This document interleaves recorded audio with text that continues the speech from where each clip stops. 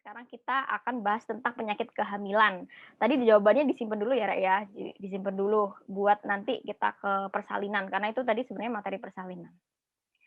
Oke, jadi untuk penyakit kehamilan kita bahas 4 aja ya. Jadi yang pertama adalah hiperemesis gravidarum, terus yang kedua adalah hipertensi dalam kehamilan, ya kalau kalian lagi dengar istilah eklamsi, preeklamsi itu ya. Terus abortus, ya abortus ini ada beberapa macam yang banyak itu, jadi supaya kalian nggak bingung ini abortus yang mana ya, insipien, iminen, atau apa. Nah nanti kita bahas juga ya. Kemudian dari KPD atau ketuban pecah dini. Oke.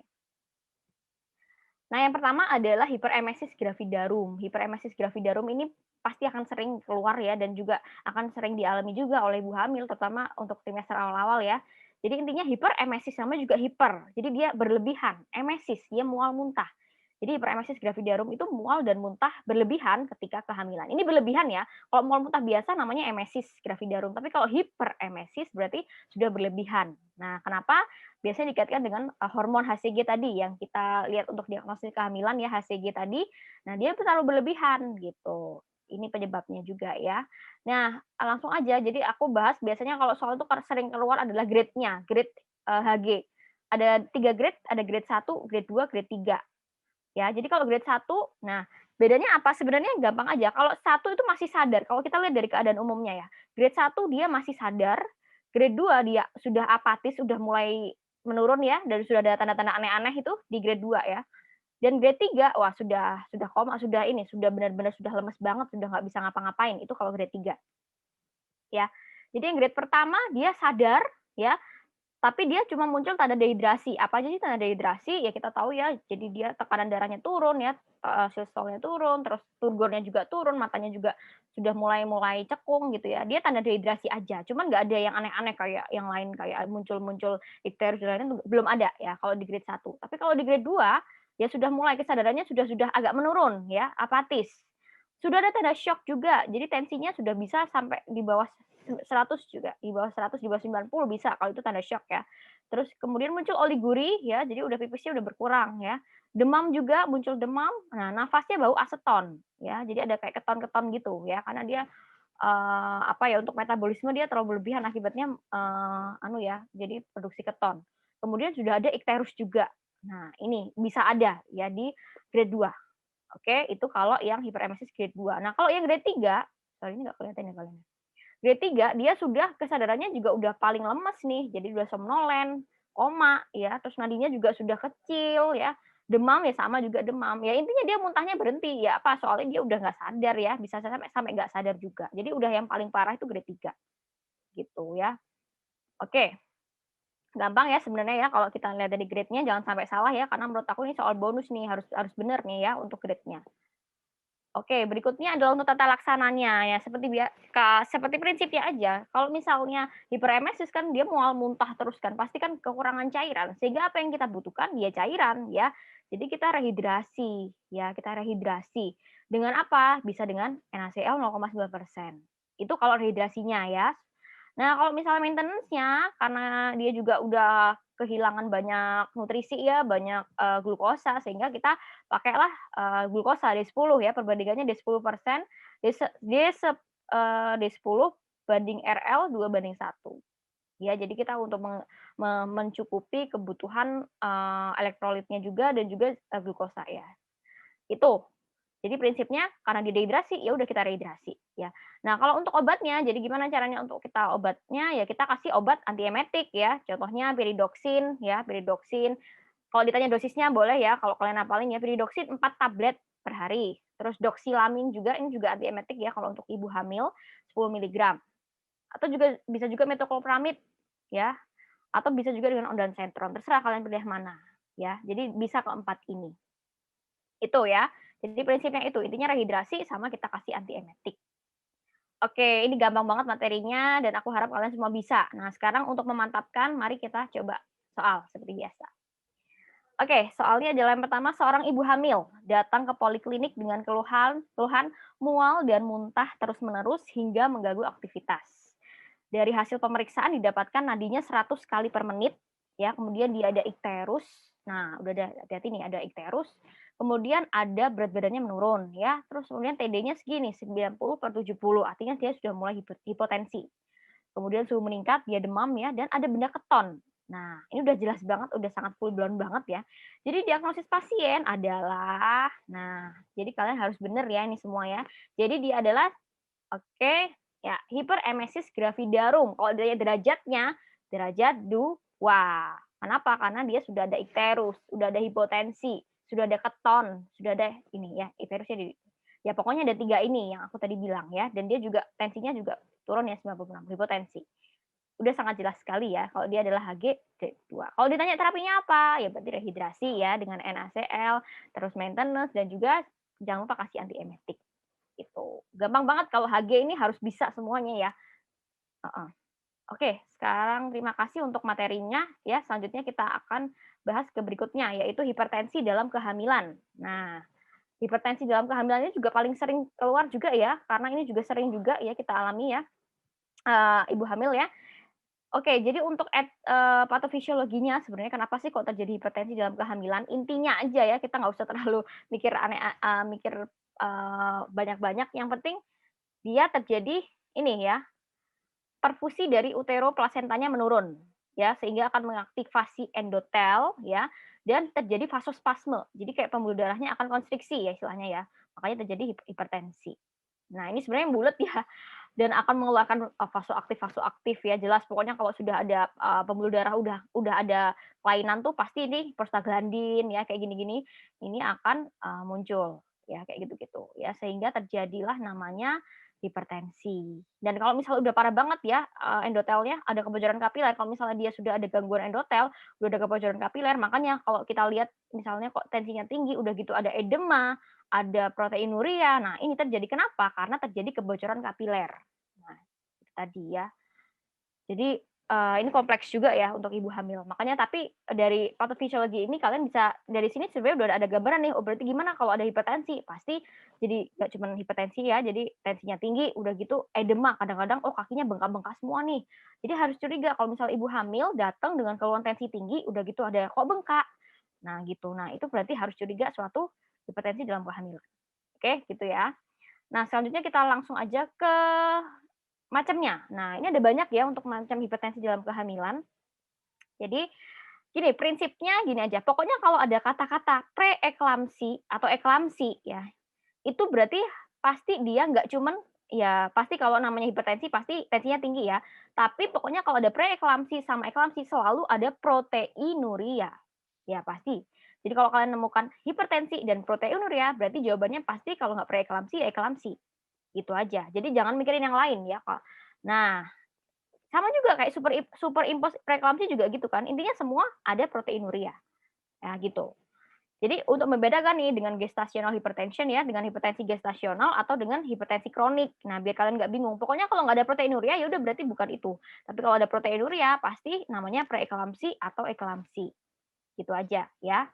Nah, terus nah ini jadi tinggal sekarang ya kita, bahas preeklamsi dulu. Tinggal bedain aja kira-kira proteinurianya gimana. Ya gampang aja, pokoknya kalau ringan berarti proteinurianya nggak banyak, ya udah berarti kurang dari 5 gram, atau kalau kita lihat dari anu ya, plus-plusan ya, dia +1 biasanya ya. Nah, kalau sudah, berat berarti dia proteinurianya sudah, banyak, jadi lebih dari 5 gram atau +2. Nanti ada lagi ya untuk slide yang lebih detail lagi ya. Intinya untuk membedakan aja. Nah, itu ya, jadi kalau untuk ringan sama, untuk berat. Nah, kalau sudah eklamsi, namanya eklamsi ya, kalau dibandingkan sama, ringan sama berat ini, dia sudah ada kejang. Nah, jadi itu membedakan. Pokoknya kalau sudah ada hipertensi, proteinuria, dan kejang, pasti namanya adalah eklamsi. Ya, jadi kejang, harus ada kejang. Nah, itu ya. Dan itu semua terjadi di usia kehamilan lebih dari 20 minggu. Nah, itu disebut dengan preeklamsi atau eklamsi. Nah, kalau ditanya loh, berarti lah kalau apa namanya hipertensi gestasional ya? Nah, gampang aja wis intinya dia hipertensi lebih dari 20 minggu tapi dia nggak ada proteinuria. Wis itu namanya adalah hipertensi gestasional. Jadi dia muncul ketika kehamilan aja gitu. Sebelum-sebelumnya nggak muncul. Nah, itu bedanya ya. Itu jadi tolong bedakan ya preeklamsi eklamsi dengan hipertensi gestasional. Nah, kalau kronik hipertensi, hipertensi kronik sendiri ya, dia paling beda ya, karena dia namanya juga kronik hipertensi, berarti sebelum kehamilan ya, berarti dia kurang dari 20 minggu atau sebelum-sebelumnya dia sudah ada hipertensi itu. Tapi tidak ada proteinuria, jadi no, nggak ada gitu. Jadi nggak usah bingung, pokoknya intinya kalau nggak ada preeklamsi atau eklamsi, pasti nggak ada proteinuria, ya, gitu. Nah, kemudian yang terakhir adalah superimpos preeklamsi. Nah, karena namanya ada preeklamsi, jadi ya udah jelas dia juga sudah ada hipertensi dan juga proteinuria, tetapi bedanya namanya superimpos berarti dia new onset. Jadi dia baru ada gitu, sebelum-sebelumnya nggak pernah ada namanya, proteinuria, tapi ada new onset. Dan ini kurang dari 20 minggu. Nah, ini kuncinya ya, membedakan dengan preeklamsi yang lain karena superimpos itu kurang dari 20 minggu. Dan dia proteinurianya juga new onset. Oke, itu ya prinsipnya. Aku harap semua paham ya. Sebenarnya gampang kok kalau kita membedakan ini sebenarnya ini. Oke, selanjutnya kita langsung ke materi untuk ininya ya, untuk, detailnya. Jadi yang, mau ulang aja sih ya. Jadi inti ya, kalau preeklamsi ringan, berat, sama superimpos ya. Intinya kalau ada eklamsi atau preeklamsi ya, itu selalu ada namanya proteinuria. Kalau ringan berarti dia +1 aja ya, kalau dia berat sudah +2 dan biasanya juga sudah ada keterlibatan organ, karena berat ya, namanya juga berat itu pasti sudah organ-organ juga udah bermasalah ya. Contohnya kalau hematologi bisa muncul namanya trombositopeni ya, kalau kita lihat dari patofisiologinya tadi ya, dia ada kerusakan endotel dan lain-lain, intinya dia ada trombositopeni ya. Kemudian hepar, dia juga bisa ada kalau dari gangguan hepar dia kita lihat dari peningkatan SGOT, SGPT, neurologis bisa dari nyeri kepala ya, kalau paru jadi edema, sesak gitu-gitu. Jadi dari sini aja kita mungkin bisa membayangkan berarti kalau ada ibu hamil dengan tensinya tinggi, misalnya 180/90, udah gitu dia kok sudah ada bengkak, sudah ada sesak, ada pusing hebat, terus dia kok apa namanya sudah ada nyeri-nyeri dan lain-lain ya berarti kita curiga itu preeklamsi berat ya. Kalau tensinya kalau dilihat dari ringan sama berat itu sebenarnya juga kita bisa lihat dari tensinya. Udah kelihatan banget sih sebenarnya ya kalau ringan itu lebih dari 140/90 ya cut off-nya. Kalau berat dia lebih dari 160/110. Jadi udah tinggi nih ya, udah sangat beresiko tinggi. Nah, kalau superimpos, nah ya, dia juga ada proteinuria, tetapi yang perlu diingat adalah dari dua ini adalah onsetnya dia kurang dari 20 minggu ya. Kalau ini PEB, PER ya, itu dia lebih dari 20 minggu. Itu aja sebenarnya yang bedakan ya. Gampang kok. Oke, lanjut ke impending. Nah, ini juga sering keluar ya, impending eclampsy dan juga HELLP syndrome. Ini juga gandengannya mereka juga ya. Apa yang disebut impending eclampsy sebenarnya dia itu kayak PEB berat, cuman dia sudah ada gangguan yang organ yang lain-lain ya. Contohnya adalah Headache ya, sudah ada Headache ya, terus sudah ada gangguan saraf ya, gangguan mata. Jadi misalnya matanya sudah, misalnya nggak jadi ngeblur ya, terus habis itu nyeri, kemudian ada edema, kemudian ada proteinuria ya, jelas ya kalau proteinuria jelas ya semuanya, eklamsi ya atau preeklamsi ya. Jadi impending eklamsi itu hampir-hampir menuju eklamsi lah istilahnya gitu. Cuman dia tensinya segini ya. Oke, tapi proteinurianya lebih dari satu. Jadi kayak PEB berat, PEB ringan tapi yang gejalanya agak-agak berat gitu ya. Itu kalau impending eclampsy. Kemudian kalau HELLP syndrome, HELLP ya hemolysis elevated liver enzyme low platelet ya, ini namanya ribet ya. Jadi HELLP syndrome itu ya sesuai namanya juga ya, ada beberapa tanda. Yang pertama dari hemolisis, jadi lisis ya pembuluh darahnya ya pecah untuk sel darah merahnya. Kemudian enzim di hati ya heparnya dia meningkat juga sama low platelet, jadi ada trombositopeni. Nah, itu namanya HELLP syndrome. Jadi kalau sudah ada ya, kalau hemolisis kita lihat dari minimal 2 dari 4 ini ya. Jadi sudah ada kalau kita lihat dari blood smear-nya udah nggak normal, bilirubinnya meningkat, HB-nya itu terutama yang paling gampang kita lihat dari HB-nya ya, dia anemis ya. Kemudian kok RT-PT-nya meningkat, kemudian kok trombositopeni. Nah, jadi hati-hati kalau ibu hamil dengan tanda-tanda seperti ini namanya adalah HELLP syndrome ya. Oke. Kalau gestasional sama hipertensi kronik tadi ya, kita sempat bahas juga, tadi itu sebenarnya gampang. Pokoknya kalau tidak ada proteinuria, semuanya dua ini tidak ada proteinuria. Cuman intinya hipertensi aja.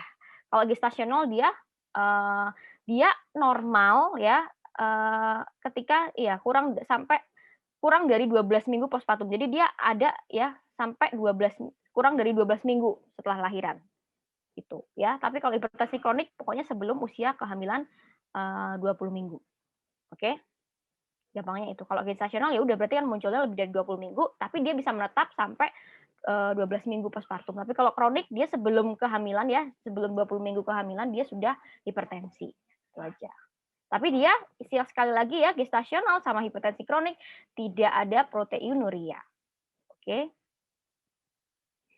Oke, itu tadi. Aku harap semua sudah jelas ya, membedakan PEB ya, PER, preeklamsi ringan, berat, eklamsi. Nah, kalau sudah ada kejang ya udah namanya eklamsi. Tadi aku nggak tulis ya.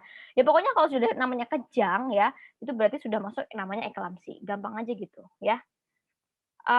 Kalau untuk tata laksananya sebenarnya ini kita bicarain di untuk secara umum saja ya. Jadi kalau misalnya untuk preeklamsi di vaskes primer itu kalau misalnya kita, rujuk ya, biasanya kita rujuk dulu ya memang, tapi kita bisa juga ya untuk di vaskes sekunder apa yang dilakukan ya kalau masih preeklamsi, ya kita kasih untuk screening ini ya, untuk, prevensinya ya, yaitu dengan aspirin ya, mungkin kalian akan sering mendengar itu ya, jadi aspirin, kalsium. Itu untuk preeklamsi ya. Jadi kalau masih ini ya, ibunya masih, normal, maksudnya KU-nya masih bagus, ya udah kita kasih dosis aspirin sama kalsium, kita kasih tablet itu ya untuk pencegahannya. Oke, itu aja sebenarnya kalau preeklamsi. Tapi kalau sudah ada, eee, hat apa namanya, untuk gejala-gejala yang lain ya berarti kita harus evaluasi lagi ya. Misalnya, dari awal udah ada ini kalau kita ngomongin HT gestasional sama HT kronis ya. Jadi intinya kalau untuk hipertensi yang dia tidak ada proteinuri, ya udah sebenarnya kita evaluasi aja dulu ya. Jadi kalau dari gejalanya dulu, dari lab-labnya ya ada nggak proteinuri, kita pastikan dulu. Kita lihat juga dari janinnya, dia aman nggak ya, kita USG, kita NST ya. Kemudian, baru kalau misalnya dia nggak bisa misalnya kok sepertinya kasusnya harus dirujuk, berarti kita rujuk ke vaskes, sekunder. Jadi kalau misalnya dia kok dia tetap ini ya, tetap, misalnya preeklamsi ya, maka kita biasanya terminasi usia kehamilan 37 minggu, gitu. Biasanya gitu kalau misalnya HT yang ini kalau di vaskes sekunder ya, kalau misalnya dia tidak bisa ditangani, gitu. Nah, kalau misalnya preeklamsi berat atau dengan gejala berat ya, ini kan tadi tanpa gejala berat ya, jadi sebenarnya cuma evaluasi saja sih sebenarnya, atau boleh kita kasih antihipertensi ya, boleh kalau untuk HT gestasional, HT kronis, atau preeklamsi yang dia nggak berat atau ya maksudnya ringan ya, kita sebenarnya cuma evaluasi saja dan kita kasih antihipertensi, intinya kayak gitu. Tapi kalau sudah ada gejala berat, nah ini yang harus kita, segera bertindak ya. Jadi vaskes primer pun misalnya sudah ada, misalnya ibu hamil dengan dia itu tensinya tinggi, udah gitu dia ada edema, udah gitu sesek, wis pokoknya sudah ada gejala-gejala ke PEB berat, ya udah berarti kita lakukan, kita harus segera pasang IV line. Nah, kemudian kita sudah harus mulai, injeksi ini ya, untuk penanganan PEB ya dan juga eklamsi kita harus injeksi magnesium sulfat MgSO4. Nah, nanti untuk di slide selanjutnya aku jelasin gimana cara untuk pemberian injeksi MgSO4 ya. Kemudian harus dirujuk guys ya, harus dirujuk karena itu memang, bukan kompetensi kita ya kalau untuk penanganan ini kita cuma tata laksana awal di vaskes primer ya. Nah, dirujuknya ini nanti kita ini ya, jadi, sudah dalam bentuk intinya ibunya juga sudah harus dipasang IV line dan kateter gitu. Nah, baru untuk injeksi MgS4 sesuai prosedur nanti aku bahas di selanjutnya. Kemudian jangan lupa karena namanya juga hipertensi, jadi kita kasih antihipertensi ya. Antihipertensinya apa nanti aku juga jelasin di slide selanjutnya. Intinya kayak gitu. Intinya kalau PEB berat kita kasih, kita sudah injeksi ya, pokoknya kita udah main-main MgSO4 dan juga kita kasih antihipertensi, gitu. Itu kalau PEB ya. Nah, kalau sudah ada eklamsi, apa yang harus kita lakukan? Ya hampir sama, ya intinya kita juga sama kasih antihipertensi, sama juga kasih MgSO4. Nah, tapi karena dia ada kejang, berarti ya kita harus cari anti kejang gitu. Jadi kita harus obati kejangnya juga gitu ya. Kita harus kasih oksigen ya jelas ya, oksigen kita lakukan, kita miringkan kepalanya gitu-gitu. Intinya tapi kapan kita terminasi? Ya pokoknya setelah stabil ya, sudah PEB-nya itu baru kita terminasi ya. Oke, itu.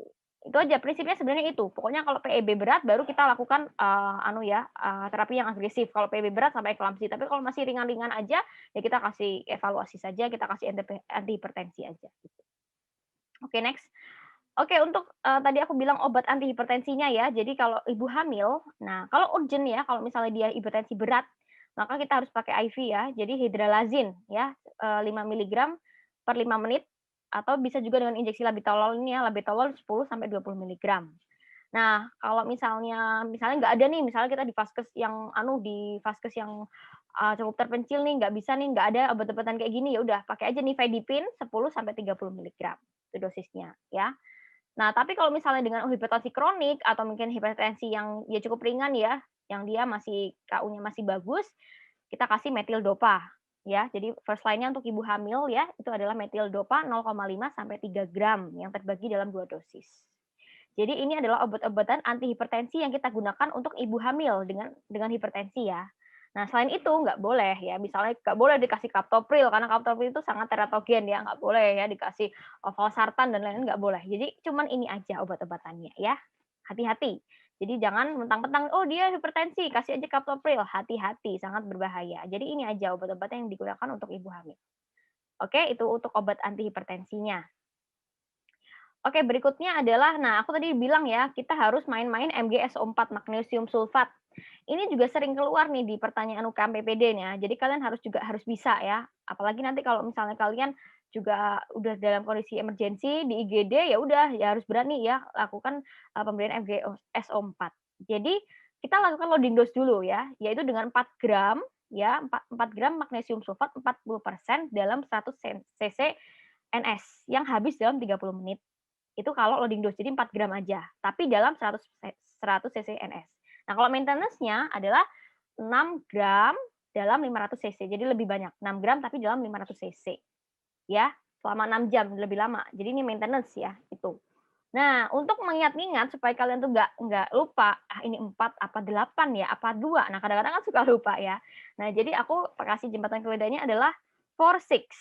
Ya, jadi ingat-ingat kalau MgSO4 karena MS ya, my soul ya, anggap aja. Jadi my soul 4, 6 ya. Magnesium sulfat 4, 6, 4, 6. Jadi dosis awal ya, loading dose 4 ya, terus maintenance-nya 6. Ingat-ingat itu, jangan sampai salah karena sering banget keluar dan jangan sampai salah untuk dosisnya ya. Jadi my soul 4, 6. Itu ya. Oke, nah terus tapi apa yang harus kalian perhatikan ya ketika penggunaan MgSO4 ini ya, karena dia sangat bahaya kalau misalnya dalam apa dosis yang berlebihan ya, bisa kita lihat ya harus awasi volume urin, kemudian frekuensi nafas karena dia bisa bikin distress nafas, jadi hati-hati ya. Kemudian kita juga harus cek refleks patella setiap jam gitu. Ya jadi ini harus 3 ini yang harus kita awasi karena hati-hati dia bisa depresi nafas ya. Oke. Oke, itu ya untuk, magnesium sulfat. Jadi ingat-ingat MgSO4, ingat-ingat MySol for 6, gitu. Oke, nah untuk memperjelas materinya ya, aku harap tadi udah jelas ya. Mungkin, aku ulangi lagi. Pokoknya intinya kalau namanya, preeklamsi, eklamsi itu selalu hipertensi dengan proteinuria, ya. Kalau ringan berarti proteinurianya dikit ya, +1, kalau berat ya berarti ya +2-an lah ke atas gitu.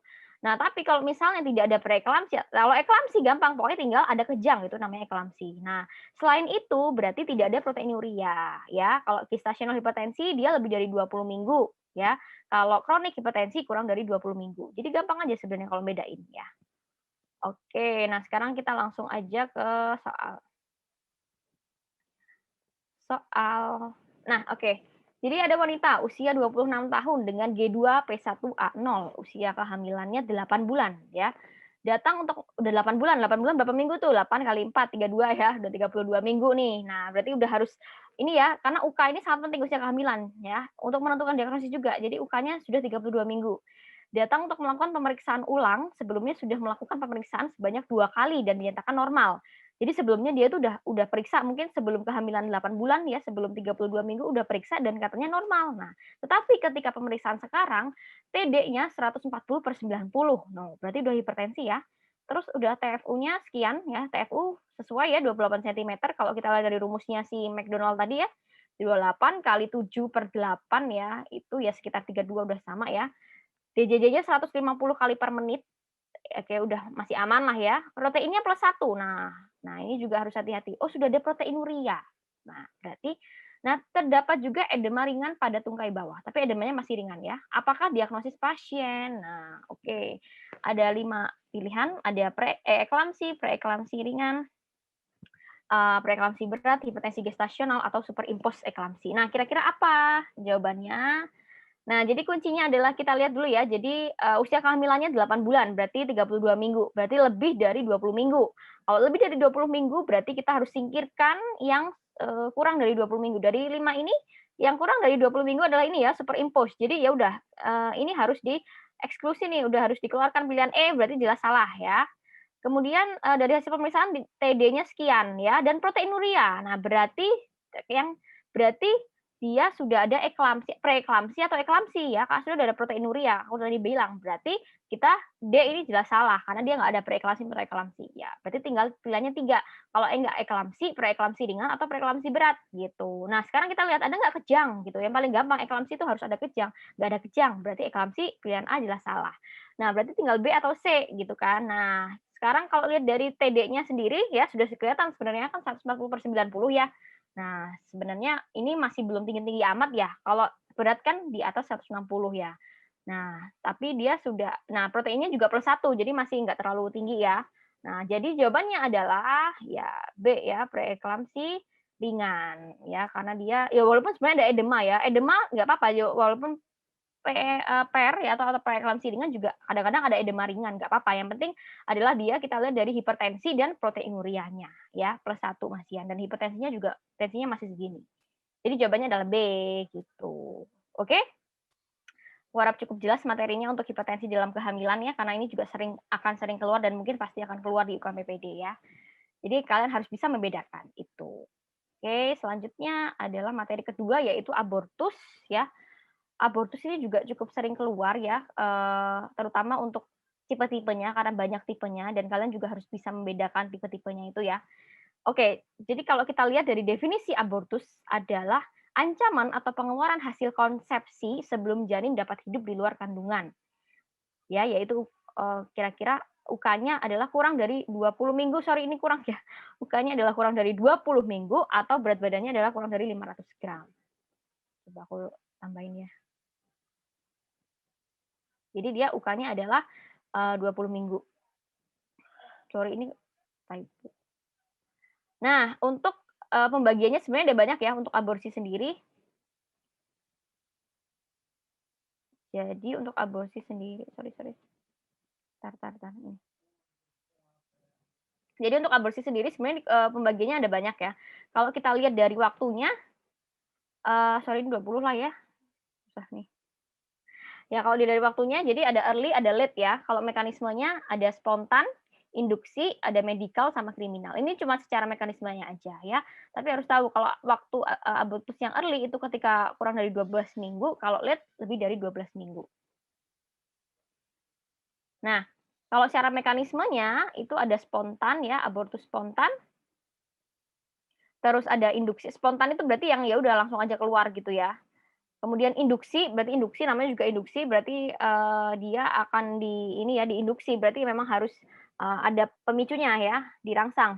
Terus medikal itu berarti ya keperluan medis ya, dan kriminal. Lah kalau kriminal ini yang sering-sering itu ya, kalau misalnya ada, ya dia dari kejahatan gitu, jadi ya nggak boleh sebenarnya itu ya, itu abortus. Itu secara mekanismenya. Nah, tapi kalau ini, obgyn ya biasanya jarang keluar yang ini, tapi yang keluar adalah tipe-tipe yang ini.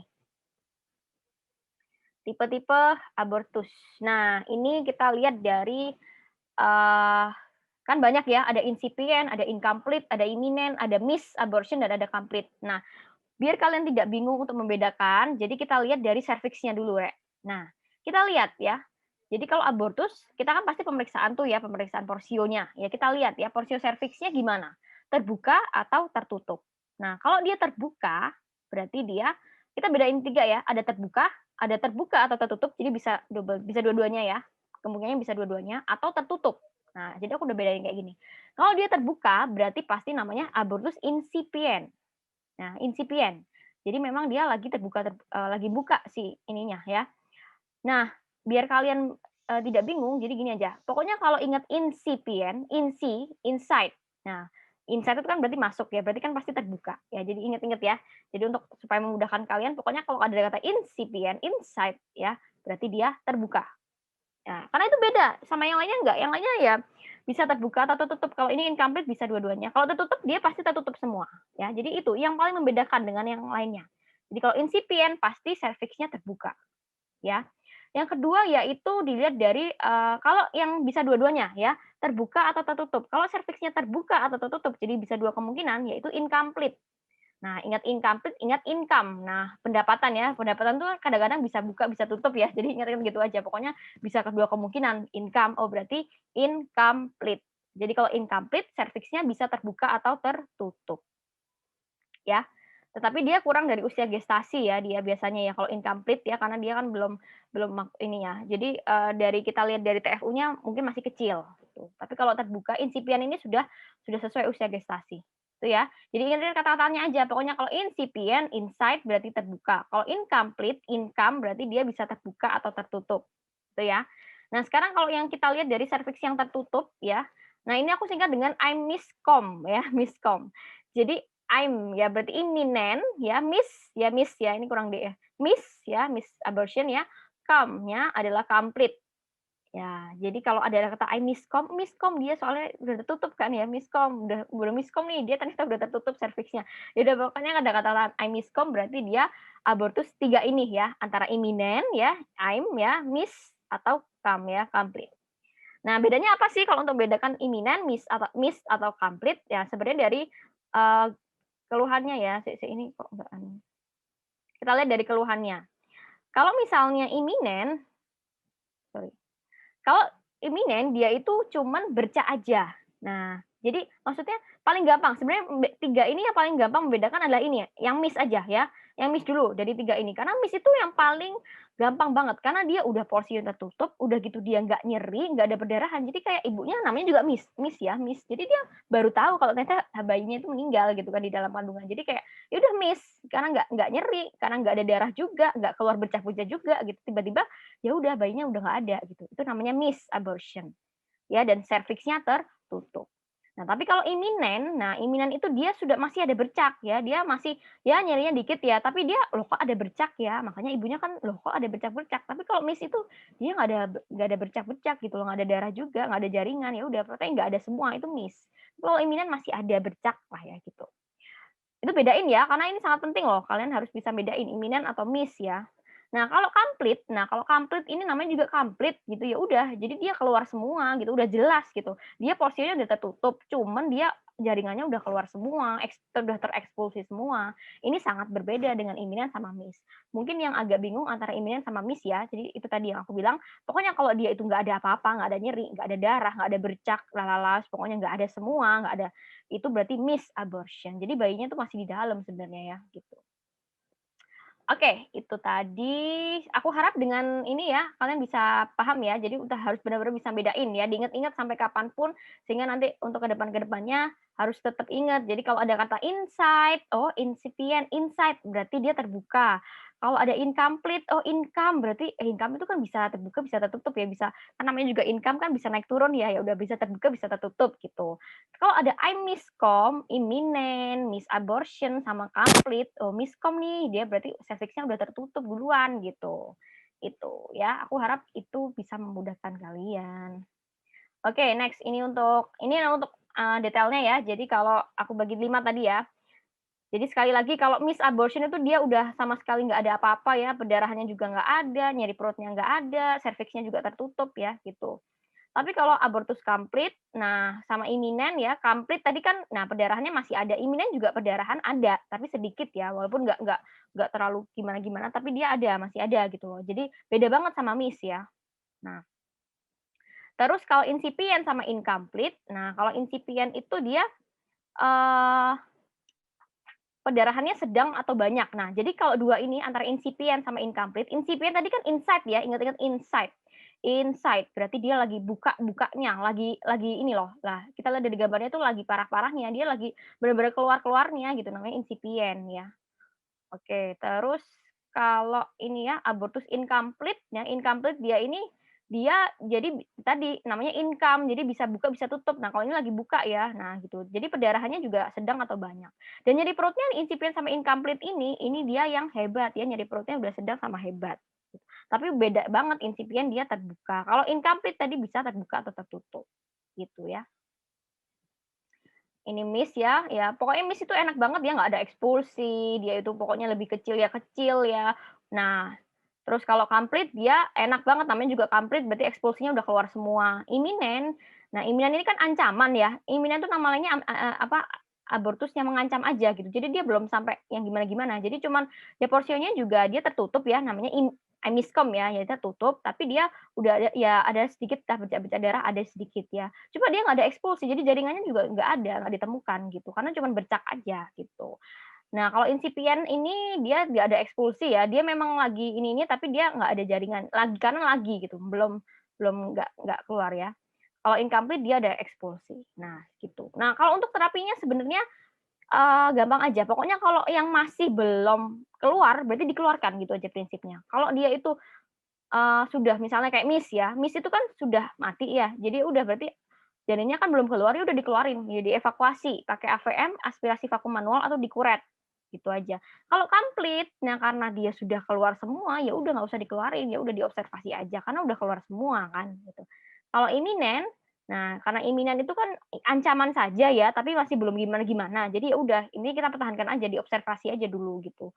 Kalau insipien itu kan dia lagi ini-ininya nih ya, lagi apa, lagi pengen ini-ininya apa, lagi parah ya, lagi parah-parahnya. Jadi, ya udah kita harus menunggu ekspulsinya juga ya, kalau perlu dikasih uterotonik ya, supaya ya udah sekalian dikeluarin aja semuanya gitu. Kalau incomplete sama, hampir sama kayak insipien. Jadi intinya kita harus evakuasi tuh ya, karena dia lagi setengah, masih kayak setengah-setengah gitu, jadi kita keluarin aja semua gitu, ya. Itu, aku harap paham ya. Aku ulangi sekali lagi pokoknya dari sini ya, jadi dari kalau insight itu terbuka ya, insipien ya. Insipient, insight terbuka ya, kalau incomplete, income terbuka atau tertutup ya. Kalau tertutup tadi ya, jadi jembatan kodanya I miss com, imminent, miss, sama com ya, complete ya. Udah ini pasti tertutup ya tiga-tiganya. Sebenarnya kalau kalian gampangannya kayak kalian mulai dari serviksnya aja, Rek. Jadi serviks sama mungkin keluhannya aja. Kalau yang lain-lainnya mungkin kayaknya ini keluhan-keluhannya ya nggak terlalu ini sih, jadi menyesuaikan aja. Tapi itu yang paling beda dari serviks. Itu ya.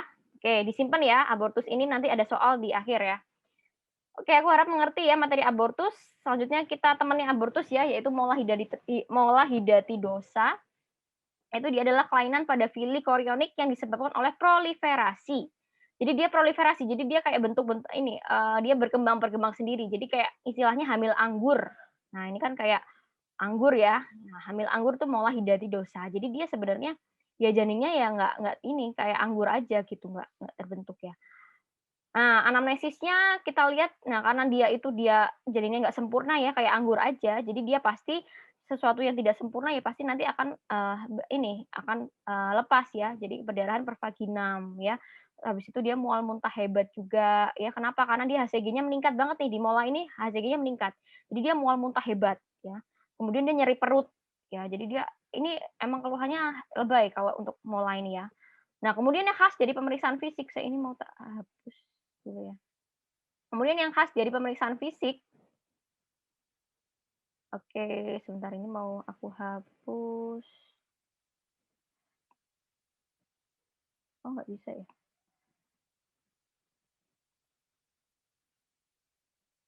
Oke. Kemudian dari pemeriksaan fisik, nah dia itu akan keluar jaringan seperti anggur, ya.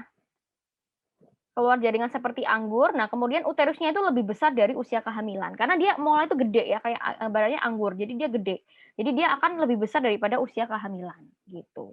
Nah ini juga yang khas banget kalau kalian menemukan dari USG-nya, akan ditemukan seperti gambaran honeycomb appearance. Honeycomb appearance sama snowstorm appearance. Jadi kalau ada dua ini ya, pokoknya dari USG ada gambaran honeycomb appearance atau snowstorm appearance. Wah itu berarti udah nggak usah ragu lagi menjawab itu adalah mola hidatidosa. Ini khas banget ya keluhannya gitu. Nah, terapinya apa? Kalau kalian ketemu dengan hamil anggur seperti ini, ya gampang aja sih sebenarnya. Dirujuk ya, dirujuk ya. Kemudian namanya juga dia sesuatu ya benda asing ya udah kita kalau tertutup ya kita harus buka si serviks ya, dilatasi serviks kita harus buka tuh ya. Intinya kita harus evakuasi ya dengan ya sama tadi prinsipnya kayak aborsi dengan AVM atau aspirasi vakum manual gitu-gitu ya. Intinya pokoknya harus dikeluarin tuh si janinnya ini yang anggur ini nggak jelas ini kan maksudnya dia masih belum berkembang jadi harus dikeluarkan ya. Nah, karena ini resiko perdarahan ya, resiko dia ngedrop ya, shock dan lain-lain, makanya kita harus jangan lupa ya kita pasang infus ya. Kemudian kalau misalnya evakuasinya, boleh juga dikasih oksitosin juga ya untuk mempercepat pengeluaran, kasih, drip oksitosin juga boleh ya. Jangan lupa pasang infus juga ya, karena ini kan juga, dia pasti akan syok ya. Oke, itu tadi mulai dari dosa, jadi sebenarnya ya gampang ya, pokoknya, khasnya adalah gambaran ini ya, honeycomb appearance sama snowstorm appearance, terus dia pokoknya bentuknya kayak anggur gini dan uterusnya ingat-ingat ya, pokoknya kalau TFU-nya itu kok nggak sesuai dengan usia kehamilan, berarti dia gede ya. Ya, pikirkan itu suatu mola hidatidosa. Berikutnya yaitu KET. Nah, KET ini sebenarnya ya hampir-hampir intinya kan dia kayak ini ya, cuman bedanya dia ini kehamilan yang terjadi di luar rahim uterus. Jadi intinya harusnya kan kalau rahim embrio ya, zigot itu kan di ini ya, implantasinya di endometrium, tapi enggak, dia di lain-lain ya, dia di tempat-tempat yang tidak seharusnya. Ada banyak nih ya, bisa di tuba falopi, yang paling sering adalah di segmen tuba falopi. Jadi dia di tuba falopi ini. Jadi dia hamil apa, si embrionya berkembangnya di sini ya. Nah, dari anamnesis kita temukan sama juga ya, perdarahan per vaginam, tapi dia masif banget ya. Hampir sama juga kayak mola sih. Nah, khas juga adalah dia ada nyeri goyang porsio. Nah, jadi kalau ada kata nyeri goyang porsio, itu berarti curigalah suatu KET. Dan dia juga bisa tanda-tanda shock ya, karena kan dia perdarahan terus ya. Jadi, tapi yang khas adalah nyeri goyang porsio. Dan letaknya yang paling sering kalau untuk KET adalah di tuba falopi. Dan juga bisa kalian temukan kafum Douglas menonjol. Kafum Douglas itu adalah kafum di antara ini ya, uterus sama belakangnya ya, berarti agak segmen usus ya, belakang rektum dan lain-lain itu ya. Itu ada suatu kafum namanya kafum Douglas. Kalau dia tuh menonjol, berarti ada sesuatu yang mengisi itu ya. Jangan-jangan memang di sini ya, sehingga kafum Douglas kok kayak menonjol gitu. Soalnya ada yang ngisi. Tuh, namanya adalah KET. Bisa juga anemis ya, kalau karena shock kan, bisa anemis ya, kehilangan banyak darah dia. Nah, untuk gold standarnya kita pakai laparoskopi ya. Oke, untuk ini posisinya ya, jadi yang paling sering adalah di, tuba falopi, yang terutama ampula, ini yang paling sering ya, di gambar ini ampula. Bisa juga di ovarium, bisa juga di isthmus ya, jadi kayak si pangkalnya si ini ya, tuba falopi, bisa juga di kornual, bisa di abdomen, macam-macam ya, tapi yang paling sering ya, yang ditanyakan biasanya yang paling sering ya, di ampula tuba falopi. Ya, lebih dari 85%. Tata laksananya karena dia itu perdarahan hebat, perdarahan masif, sehingga kita butuh resusitasi dengan kristaloid ya, dengan cairan kristaloid apapun ya, 500 mililiter dalam 15 menit pertama, itu kurang liter ya. Kemudian kita eksplorasi ovariumnya sama tuba falopi ya, kita lihat nih apa di mana nih letaknya si KET-nya.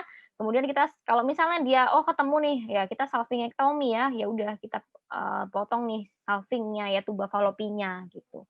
KET itu ya. Yang terpenting kalau kita, tapi ini kan kompetensinya kalau eksplorasinya ini kan ya pasti spesialis ya.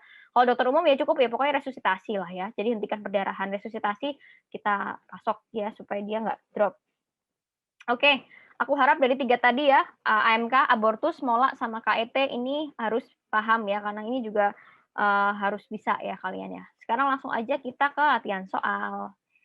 Jadi ingat-ingat tadi ya, oke. Seorang perempuan 35 tahun datang ke RS dengan perdarahan dari jalan lahir sedikit-sedikit sejak 1 minggu yang lalu. Pasien sedang hamil 2 bulan, ya 2 bulan itu berarti 8 minggu ya, jadi kurang dari 20 minggu dong ya. Nah, pasien menikah 6 tahun dan belum mempunyai anak. Pemeriksaan fisik tampak anemis. Nah, curigalah kalau anemis dia ada sesuatu ya.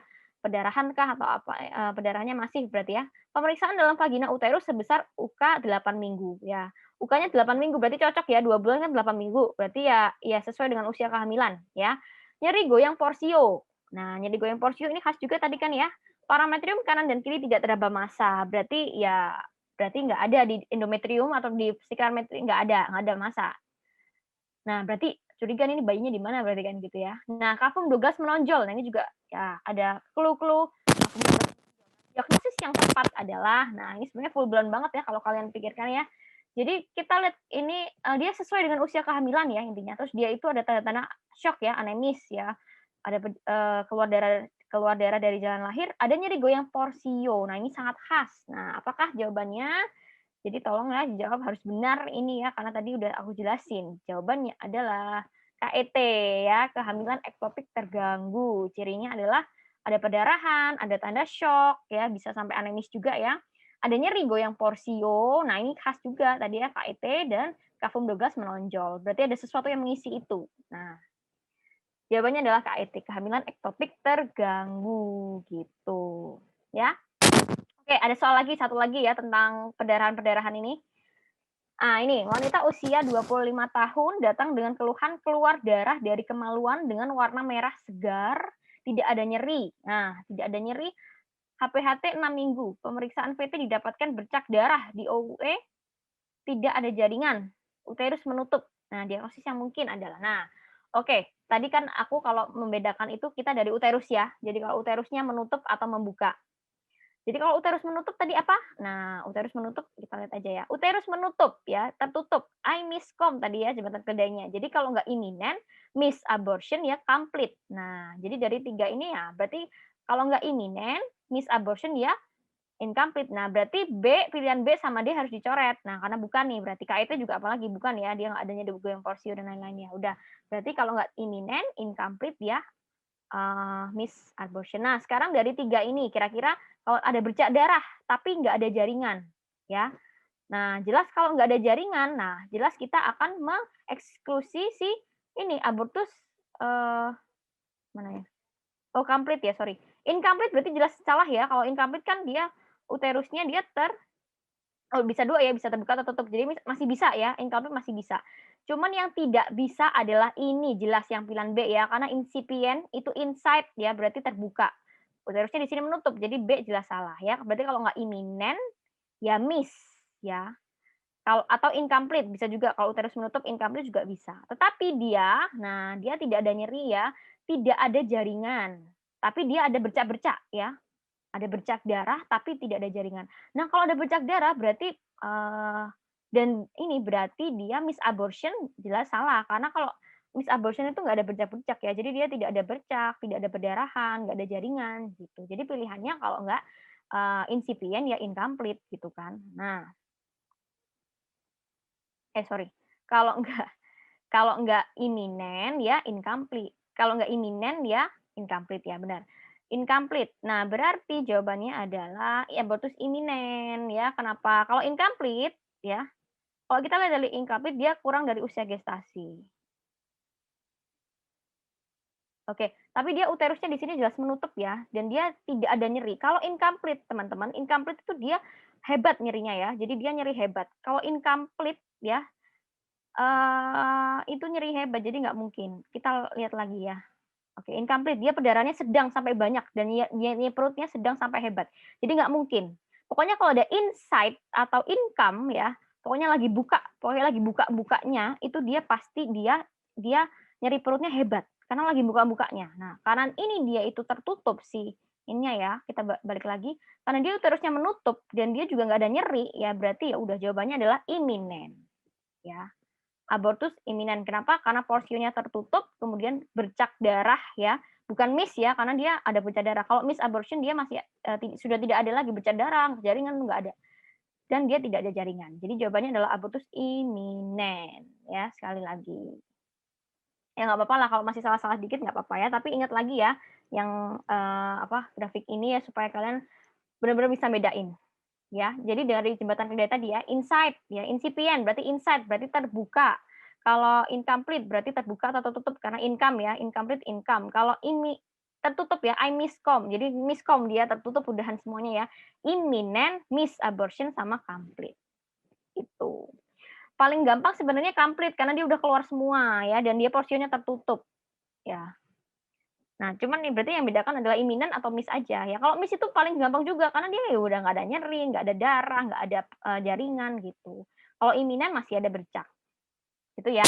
Teman-teman tolong jangan sampai salah ya karena ini sebenarnya bisa dipahami, bisa dibedakan dengan ini cukup dengan kata kunci tadi aja ya. Oke, terima kasih untuk materinya. Jadi abortus mola sama KET, semoga materi yang aku kasih tadi cukup jelas ya teman-teman ya. Karena ini juga akan sering keluar di UPMPPD. Oke, sekarang lanjut aja kita ke persalinan tadi yang jawaban yang pertama tadi kan sempat disimpan ya. Oke, langsung aja kita ke persalinan ya. Persalinan ini ada 4 kala ya, kala 1, kala 2, kala 3, sama kala 4 ya. Langsung aja kalau untuk mekanismenya ya sebenarnya ini di OSC, jadi aku nggak terlalu bahas untuk teknisnya ya, tapi lebih ke teorinya ya. Jadi kalau persalinan normal ini untuk kala 1 dia ada 2 ya, ada fase laten sama fase aktif, di mana fase laten itu pembukaan serviks 1 sampai 3 sentimeter dan biasanya berlangsung 8 jam. Ya, jadi masih agak lama kalau untuk laten ya, masih awal-awal buka ya. Nah, yang kedua adalah fase aktif, di mana dia pembukaan serviksnya 4 sampai 10 sentimeter dalam waktu 6 jam biasanya ya, gitu. Ya, jadi ada laten sama aktif itu bedain. Sebenarnya dari, pembukaan serviks saja udah jelas beda kok ya, kelihatan mana yang fase laten, mana yang fase aktif ya. Nah, yang kedua adalah pembukaan lengkap.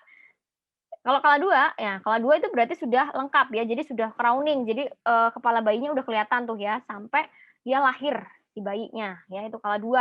Nah, biasanya preemie itu 1 jam ya untuk kala 2. Kalau multi biasanya 2 jam, ya. Oke, balik nggak ya? 1 jam atau 2 jam?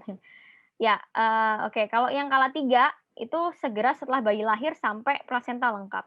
Jadi kalau yang kala 3 itu kita ngelahirin plasenta ya, dan biasanya berlangsungnya 30 menit, ya. Oke, kalau kala 4 ya dia segera setelah plasenta lahir sampai 2 jam. Jadi kalau yang kala 4 berarti ya udah tinggal observasi dan lain-lain, pokoknya udah lahiran semua lah itu ya, kala 4 ya. Sebelumnya kita bahas tentang kriteria persalinan normal dulu ya. Jadi apa yang disebut dengan persalinan normal ya, supaya kita bisa tahu ini mana yang normal, mana yang patologis ya. Jadi kalau persalinan normal itu dia usia kehamilannya cukup bulan ya, 37 sampai 42 minggu. Itu udah maksimal 42 ya. Jadi 37 sampai 42. Persalinannya terjadi spontan ya, tidak diinduksi dan lain-lain ya. Kemudian presentasinya belakang kepala ya, letak belakang kepala ya. Berlangsung tidak lebih dari 18 jam ya, dan tidak ada komplikasi pada ibu maupun janin. Jadi ini ya kriteria normal sehingga kita sebagai dokter bisa melakukan ini ya, APN, asuhan persalinan normal ketika ini kriterianya.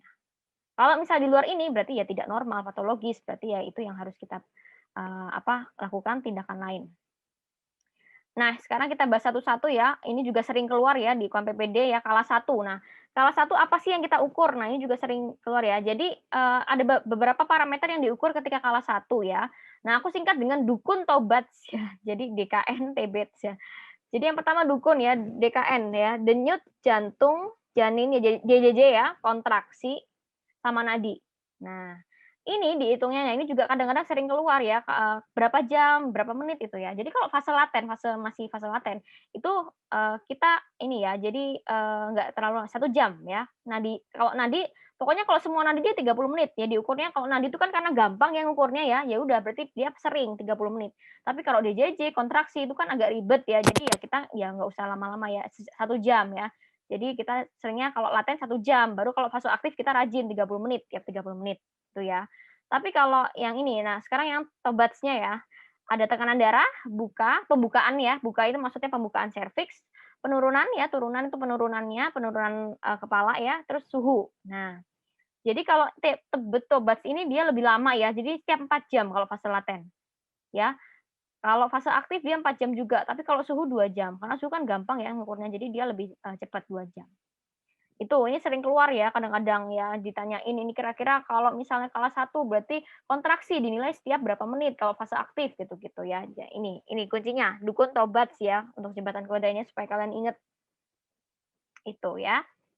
Oke lanjut, nah ini kalau kala 1 fase aktif, maka kita melakukan pemeriksaan, pengisian partograf ya, tujuannya adalah untuk evaluasi kemajuan persalinan gitu. Partograf ini isinya tadi, ya sama sebenarnya diukur apa aja, ya identitas dulu ya.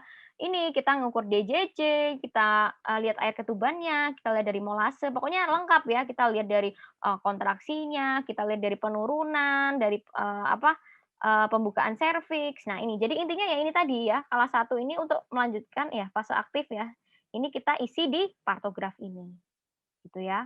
Jadi cara pengisian partograf ini sebenarnya kan, kalau OSCE mungkin OSCE akan lebih dibahas lebih detail lagi ya, tapi kalau untuk KPBD ya cukup tahulah ya fungsinya, partograf apa ya.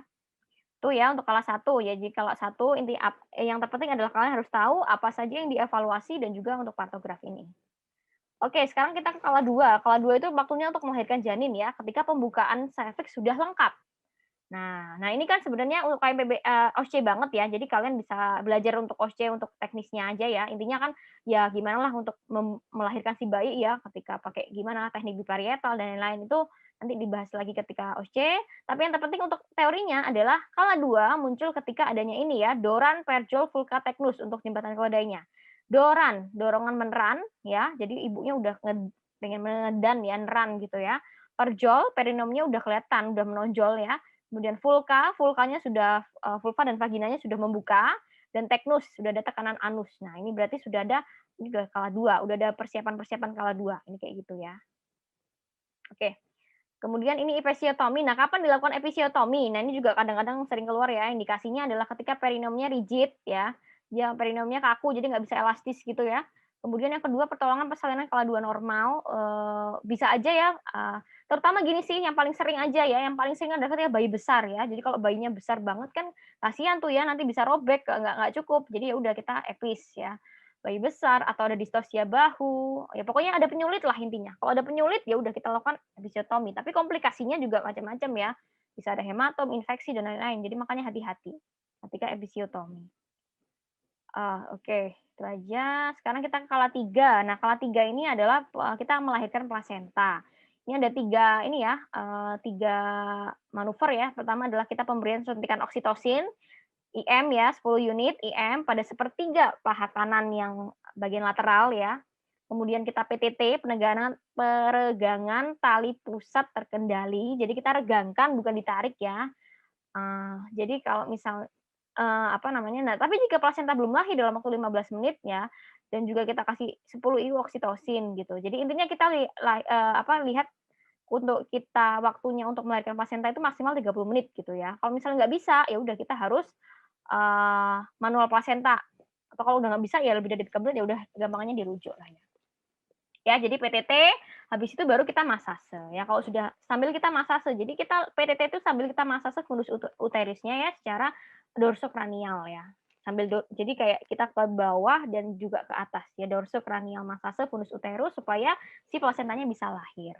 Tanda plasenta lepas adalah nah ada semburan darah banyak ya, kemudian uterusnya globuler ya, jadi sudah kayak bulat gitu sama tali pusatnya udah memanjang, jadi semakin manjang ya. Itu kalau tanda plasenta lepas. Nah, ini kala 3 ya, ini gampang kok sebenarnya kala 3 3 aja prinsipnya ini tadi. Oke, berikutnya adalah sebelum kala 4 kita ke ini ya, untuk kelainan penyakit ya, ruptur perineum ini juga sering keluar ya. Jadi kalau misalnya apa yang terjadi kalau ruptur perineum ya, misalnya bayinya gede, terus kita nggak epis, kemudian, ya ruptur gitu. Nah, yang paling sering keluar itu derajatnya ya. Jadi yang pertama derajat 1 dia adalah laserasi epitel vagina. Jadi cuma laserasi epitel vagina aja. Ya ini kalau derajat 1. Jadi cuman epitel vagina aja yang laserasi. Nih.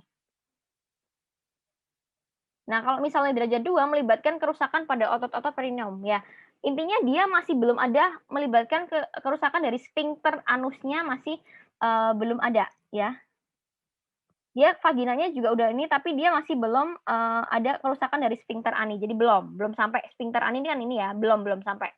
Dia cuman otot-otot perineum aja yang ya udah lumayan ini ya. Kalau kita bandingkan sama derajat 1 kan cuma vaginanya doang udah gini ya. Ini kan sudah ada otot-ototnya, udah kelihatan ya.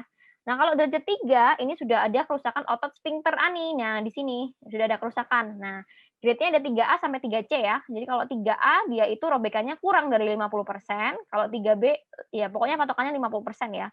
Kalau 3B lebih dari 50%, tapi ini yang ani eksterna ya. Kalau 3C sudah ada robekan sphincter ani interna, itu bedanya. Jadi 3A sama 3B sama 3C. Jadi kalau 3C sudah ada sphincter ani interna. Nah, kalau grade 4 ini yang paling parah ya, udah sampai sini, udah sampai robekan epitel anusnya udah sampai sini. Nah, udah paling parah nih. Ini yang grade 4 dan ini mungkin akan ditanyakan juga ya. Jadi harus membedakan nih grade 1 sampai grade 4 untuk ruptur perineum. Oke.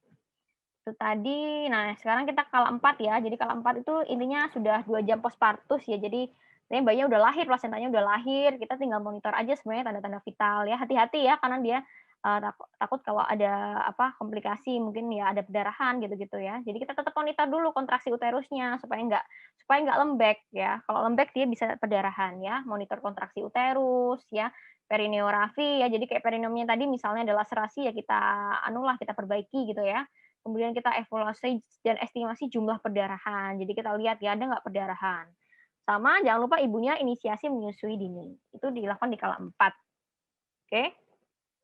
Oke, balik lagi ke tadi ya. Mungkin ada soal yang nyelip di yang awal-awal. Tadi ada soal, tentang persalinan tadi ya. Oke, jadi wanita usia tadi balik lagi ya, intinya ya kita lihat aja dari pembukaannya 9 senti gitu aja ya. Kalau 9 senti berarti dia masih kalah 1 ya. Fase apa? Sudah fase aktif. Dan LK ini letak kepala ya. Ya. Oke, jadi jawabannya adalah D ya, kalau 1 fase aktif. Ini gampang banget, ini soal bonus harus tahu ya, harus harus bener lah pembukaan. Cuman kita lihat dari pembukaan aja 9 senti. Dah, itu ya. Oke, jadi kalau 1 sampai kalau 4 aku yakin untuk persalinan ya sudah paham semua. Kita lanjut ya ke materi selanjutnya. Yaitu ketuban pecah dini ya, ini juga cukup sering ya ketuban pecah dini. Intinya adalah ketubannya ya namanya juga pecah dini, jadi belum waktunya dia udah mencrot duluan gitu ya. Nah, jadi dibagi jadi 4 ya untuk rupture of membran ya, atau ruptur dari membran amnion ya. Jadi ada prom, ada piprom, ada prolong, ada KPD sangat preterm. Nah, jadi yang paling sering adalah yang sering ya prom atau piprom ya. Jadi bedanya apa? Kalau prom ya namanya juga prom, dia ini KPD yang aterem. Jadi, dia sudah kita lihat intinya di sini dari usia kehamilan aja. Kalau prom dia lebih dari sama dengan 37 minggu. Kalau PIPROM namanya juga preterm ya, jadi berarti sebelum usia 37 minggu, yaitu 34 sampai 37. Tapi kalau sangat preterm baru 24 sampai 34 ya. Tapi kalau prolong rom, jadi dia prom yang dia itu sampai lebih dari 24 jam, jadi lama gitu ya. Gitu. Yang paling sering ya prom sama PIPROM ya. Coba lihat dari usia kehamilan aja. Faktor resikonya ini ya nice to know ya, jadi dari ya physical stress ya, ibunya mungkin terlalu aktivitas fisik yang berlebihan ya, dari psikologisnya juga, atau dari, connective tissue-nya juga, dari apa ya, mungkin dari strukturnya sendiri juga bermasalah, atau ada infeksi ya, infeksi juga bisa ya menyebabkan prom ya, atau juga, nutrisinya juga, atau merokok dan lain-lain ya, ini intinya untuk faktor resikonya. Oke, nah yang paling penting adalah kalian harus tahu itu benar-benar ketuban apa bukan ya. Nah, jadi kalau misalnya ada cairan yang keluar dari vagina, pastikan dulu itu ketuban apa bukan. Nah, ini adalah tesnya. Jadi kita pertama kita dari tes nitrazin. Nah, sorry. Nah, ini tes nitrazin ya. Jadi kita lihat kertas lakmus. Jadi kalau misalnya tes nitrazin, itu kertas lakmusnya akan berubah dari merah menjadi biru. Nah, ini kan ya lakmus ya. Jadi lakmusnya harus dari merah harus jadi biru. Kalau kita tes nitrazin tadi harus biru. Kalau kata lakmus biru, ya udah tetap biru. Pokoknya intinya hasil akhirnya kalau untuk ketuban dia warnanya biru. Ya itu kalau tes nitrazin. Ada juga namanya Ferning test, ini juga mungkin cukup sering keluar ya, yaitu gambaran pakis. Ya kalau kita lihat dari sekresi itu tadi ya, kita lihat di mikroskop maka terbentuklah namanya gambaran pakis. Itu namanya Ferning test ya. Kemudian kita juga bisa ya dari tes fluoresensi, AFP. Nah, ini juga untuk pemeriksaan tambahan. Tapi yang paling sering keluar yaitu tes nitrazin ini ya, untuk membedakan dia ketuban apa bukan. Nah, baru kalau udah yakin nih, ini berarti ketuban nih. Nah, ketuban pecah dini berarti ya. Nah, yang paling penting adalah tata laksananya. Sebenarnya tata laksananya yang terpenting adalah kita harus cegah infeksi dulu, karena kan itu resiko infeksi tinggi ya. Berikan antibiotik yaitu eritromisin 4 kali 250 mg selama 10 hari ya. Nah, sekarang juga untuk tata laksananya juga sebenarnya tergantung dengan usia kehamilannya. Kalau sudah cukup aman lebih dari 34 minggu, maka lakukan induksi persalinan. Tapi kalau nggak ada kontraindikasi ya, jadi ya udah induksi aja gitu waktunya, udah waktunya berarti nggak apa-apa. Tapi kalau masih 33 minggu, masih 24 minggu berarti jangan dulu ya. Jadi, kita harus pematangan paru dulu. Jadi berikan induksi pematangan paru yaitu dengan dexamethasone 6 mg IM tiap 12 jam selama 48 jam. Nah, ini juga sering keluar ya, guys ya. Jadi dexamethasone 6 mg atau betamethasone 12 mg. Nah, dexa 6, beta 12 ya selama 48 jam. Ini untuk induksi pematangan paru ya. Nah, tapi kalau pada usia 30 sampai 33 minggu persalinan lebih baik daripada mempertahankan kehamilan. Jadi ya kalau sudah segini ya nggak apa-apa persalinan aja gitu ya. Udah cukup lah. Yang penting adalah kita induksi dulu ya pematangan paru. Tapi kalau kurang dari 24 minggu, ya jangan, apa ya, lakukan konseling dulu ya. Bisa aja terminasi kehamilan, tetapi, ya kalau bisa ya, namanya juga ibu ya, ya kita harus mempertahankan kehamilannya ya. Tapi kalau sudah ada tanda mungkin distress nafas atau apa, ya baru kita mungkin terminasi. Ya kita lihat-lihat aja kondisinya. Yang terpenting adalah kalau dia sebelum usia 34 minggu, ya kita harus lakukan induksi pematangan paru ya, dengan dexamethasone atau betamethasone ini. Ya, jadi biar bayinya udah siap gitu loh, jangan sampai bayinya belum siap ya. Oke, itu tadi ya. Prinsipnya itu, pokoknya antibiotik sama ya udah kita, induksi apa enggak gitu aja. Kalau belum waktunya induksi, ya berarti kita siapin dulu bayinya gitu ya.